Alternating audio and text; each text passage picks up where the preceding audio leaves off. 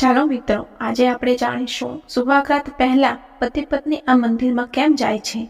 આંધ્રપ્રદેશ અને ઓડિશા બોર્ડર સ્થિત શ્રી કાકુલમ જિલ્લા મલ્યાપુટ્ટી ખાતે રાધા વેણુગોપાલ સ્વામીનું પ્રાચીન મંદિર આવેલું છે. આ મંદિરની ખાસિયત એ છે કે ત્યાં નવવિવાહિત યુગલ સુહાગરાત પહેલા જાય છે, તેમજ ભાઈ બહેન ત્યાં સાથે જતા નથી. પાછલા 200 વર્ષથી આ રિવાજ ચાલતો આવ્યો છે. આ મંદિર આંધ્રના ખજુરાહો તરીકે પણ ઓળખાય છે. આ મંદિરની શિલ્પકલા અને બાંધકામની દ્રષ્ટિએ વિશેષ મનાય છે. મંદિરના નિર્માણ સાથે પણ રસપ્રદ ઇતિહાસ જોડાયેલો છે. રાધા વેણુગોપાલ સ્વામી મંદિર મુખ્ય રસ્તા પર જ આવેલું છે. રસ્તાની નિકટ 2 ધનુષ્ય આકારની રચનાઓ વચ્ચેથી પસાર થઈને મંદિરના વિશાળ પ્રાંગણમાં પહોંચાય છે. મંદિરનું પ્રાંગણમાં પણ જ્યાં જ્યાં નજર પડે ત્યાં ત્યાં સુંદર કોતરણી કામ જોવા મળે છે. આગળ ચાલતા પથ્થરના પગથિયાઓમાંથી થઈને ગર્ભગૃહમાં જવાય છે. મંદિરની ચારે બાજુએ બધી દિવાલો પર સુંદર શિલ્પકામ દેખાય છે.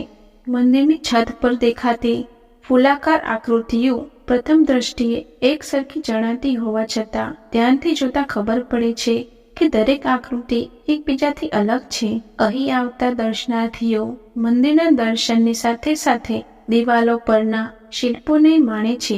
કેટલાક દર્શનાર્થી મંદિરના શિલ્પો અને તેમની વિશેષતા અંગે પૂજારી પાસેથી માહિતી પણ મેળવે છે. આ મંદિરનું નિર્માણ વર્ષ 1840માં કલિંગ શૈલીમાં કરાયું હતું. આ મંદિરમાં શ્રી કૃષ્ણની પૂજા થાય છે.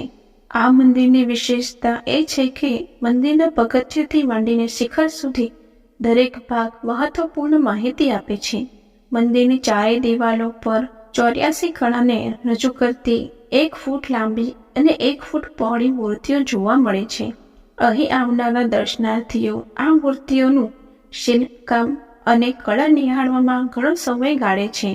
સુહાગરાત પહેલા મંદિરની મુલાકાત. આ મંદિરે આવતા લોકો વૈદિક શાસ્ત્ર અને 84 કળાથી માહિતગાર બને એ હેતુ છે. અહીંના શિલ્પોમાં કેટલાક પ્રેમ સાથે સંકળાયેલા શિલ્પો પણ સામેલ છે. આસપાસના લગભગ 50 ગામોના નવપરિણીત યુગલો પહેલા આ મંદિરે આવે છે. તેઓ મંદિરની 3 વખત પરિક્રમા કરે છે. મંદિરમાં કામ આસનોને સંબંધી કેટલાક શિલ્પો છે. મંદિરની સ્થાપના બાદથી આ રિવાજ ચાલતો આવ્યો છે, જે આજ દિન સુધી ચાલે છે. બાળક ધરાવતા યુગલો પણ દર્શનાર્થે મંદિર આવે છે. મંદિરની દિવાલો પર કામ આસનોને લગતા શિલ્પો હોવાને કારણે કેટલાક યુવક યુવતીઓ થોડી શરમ પણ અનુભવે છે. જ્યારે ભાઈ બહેન એકસાથે મંદિર આવે ત્યારે શર્મિંદી પણ મહેસૂસ કરે છે.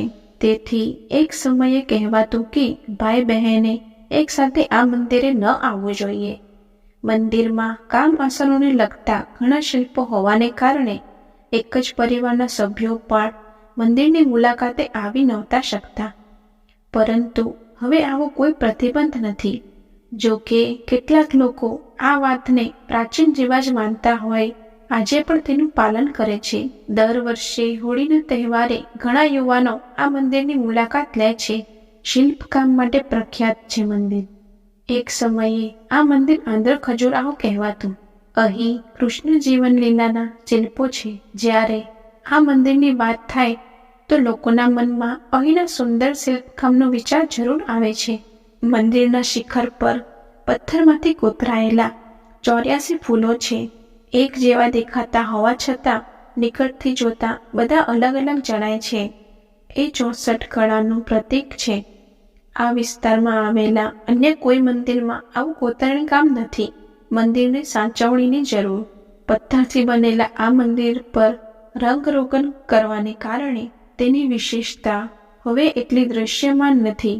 આખું મંદિર પથ્થરનું બનેલું છે, પરંતુ તેના પર ઘણા રંગો દ્વારા કલરકામ કરાયું છે.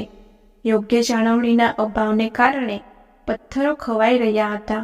તેથી એક શ્રદ્ધાળુએ તેના પર રંગરોગન કરી દીધું. આ મંદિરના નિર્માણ પાછળ મહારાજાનો મુખ્ય હેતુ લોકોને વેદ, કળા અને કામ આસનોને લગતા જ્ઞાન પીરસવાનો હતો. નિર્માણ બાદથી રાજ પરિવાર તેની જાળવણી કરતું હતું, પરંતુ હાલના દિવસોમાં કોઈ ફંડિંગ ઉપલબ્ધ નથી.